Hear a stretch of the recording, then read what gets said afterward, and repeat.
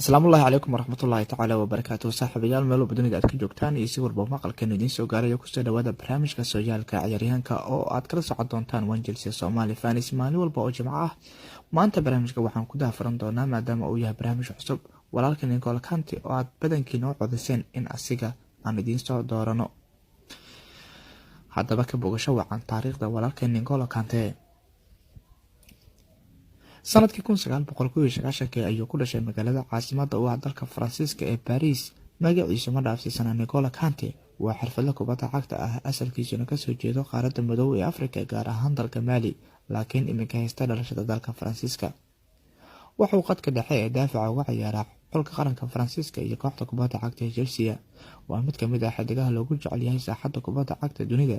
xishoodka iyo kibir la'aanta uu qabo ayuuna ku kasbaday qulubta jamaahiirta caalamka ee u sacbatuma kubadda cagta. noloshiisii hore iyo kusoo biristiisii kubadda cagta.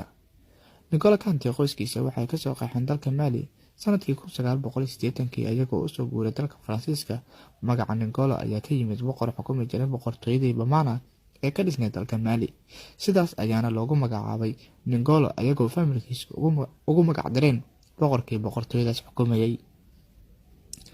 Kante asigoo caruur ah ayuu kamid noqday kooxaha yaryar ee SC Soares iyo Bologna asigoo intii u dhaxaysay sanadadii 1999 ilaa 2012 kamid ahaa kooxahaasi.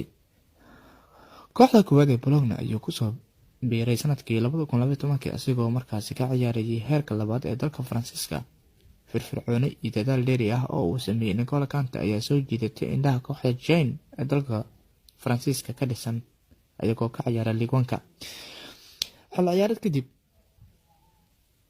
ayay kasoo iibsadeen kooxda Bologna. Kante ayaana halkaasi kasii watay ciyaaristiisii kubadda cagta ilaa markii dambe uu soo caga dhigto dalka England gaar ahaan magaalada Leicester oo ay ka dhisneyd kooxda kubadda cagta ee Leicester City.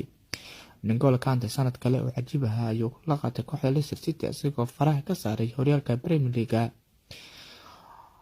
xil ciyaareedkaas kadib Kante waxa uu soo jiitay indhaha Chelsea isagoo kusoo biiray naadiga ka dhisan galbeedka magaalada London ee Chelsea. waxa uuna nasiib u yeeshay sanad kale oo indhaqabad leh inuu la qaato Chelsea koobka Premier League mar kale uu kor u luxo asigoo halkaasi ka noqday xidigii ugu horeeyay qad dhexe kaas oo 2 jeer oo xiriir ah ku guuleystay horyaalka England asigoo u kala ciyaaraya 2 kooxood kadib markii Eric Cantona uu sidaas sameeyay sanadkii 1992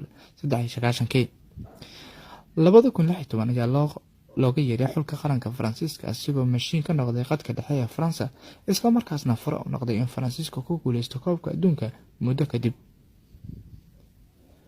koobka uu qaaday N'Golo Kante wuxuu haystaa 1 koob adduun, 2 Premier League, 1 FA Cup iyo 1 Europe League.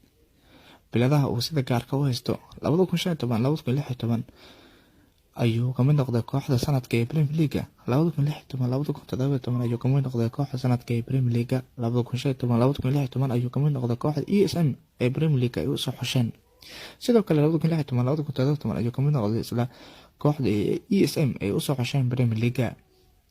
2016 ayuu noqday xidig ugu fiican kooxda kubadda cagta ee Leicester City oo sanadkaasi qaaday horyaalka Premier League. kooxda sanadka ee xulka qaranka Faransa ayuu 3 sano oo xiriir ka soo muuqday sanadadii 2016, 2017, 2018 ayuu kamid ahaa kooxda sanadka ee xulka qaranka Faransa. 2016-2017 xidig sanadka ee Premier League ayaa loo doortay. 2017-2018 xidiga Chelsea ee sanadka ayuu noqday. 2016-2017 shaxda kooxda adduunka ayuu kamid noqday. shaxda sanadka ee UEFA ayuu kamid noqday sanadii 2018. shaxda Europe League ee sanadka ayuu kamid noqday 2018-2019. kaalinta 8 ayuu kasoo galay xidigaha ugu fiican adduunka. xidiga ugu fiican London ayaa loo doortay asigoo dhowr kal oo horena loo doortay xidiga bisha intii ku sugnaa kooxda kubadda cagta ee Chelsea iyo kooxda kubadda cagta ee Leicester City. waad nici kartaa xidig walba oo ka ciyaara adduunyada, laakiin ma jirto sabab aad ku nici karto walaal N'Golo Kante. waana xidig soo jiitay dhammaan inta ciyaarta kubadda cagta iyo inta taageertaba.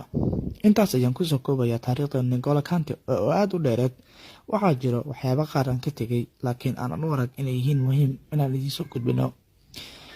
waa inoo jimcaha dambe haddii alla raalli ka noqdo. intii ka dambeysa waa walaalkiina Cubayd oo idin leh sidaas iyo nabadgelyo.